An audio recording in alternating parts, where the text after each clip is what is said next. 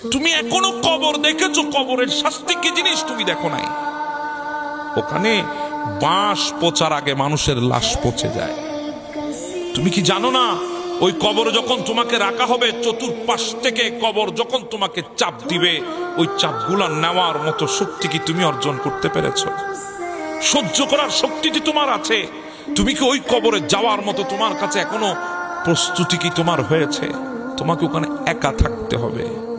অতএব যেই জিন্দেগি তুমি আজকে আল্লাহর দরবারে মৃত্যু কামনা করছো, তুমি যদি সেটা না করে আল্লাহর কাছে যদি তুমি ফরিয়াদ করো, মাওলা কষ্ট তুমি দিয়েছো, এই কষ্ট থেকে তুমি আমাকে উত্তোলন করবে, তখন জিন্দেগি চাইবে জিন্দেগি।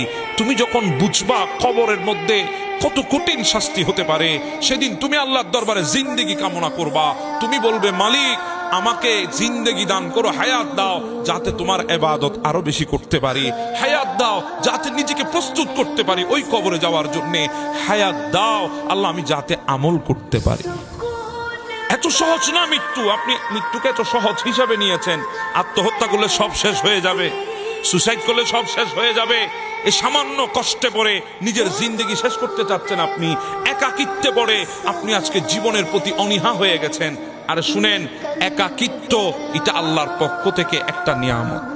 কারণ দুনিয়ার এই ফিতনা থেকে, দুনিয়ার এই ফিতনার কোলাহল থেকে নির্জনতা অনেক উত্তম।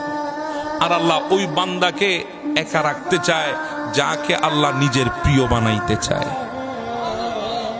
যত বেশি একাকিত্ব তত বেশি গীবত মুক্ত আর গুনাহ মুক্ত। সেজন্য যেই একাকী অবস্থায় আপনি আছেন, এটাকে আল্লাহর ইবাদত করার জন্য চেষ্টা করেন। একাকী অবস্থায় রবের দরবারে সিজদা দেওয়ার চিন্তা করেন, একাকী অবস্থায় ইবাদত বন্দী করার চেষ্টা করেন, দেখবেন জীবন পরিবর্তন হয়ে গেছে। তো জোরে বলেন না সুবহানাল্লাহ। আপনি একাকী যখন হয়ে গেছেন, তখন আপনি আল্লাহর দরবারে ফরিয়াদ করতে আপনার জন্য সবচাইতে সহজ। কারণ আপনি যখন কথাগুলা বলবেন, একাকী অবস্থায় হৃদয়ের আবেগগুলা ঢেলে দিয়ে আল্লাহর দরবারে চাইতে পারবেন।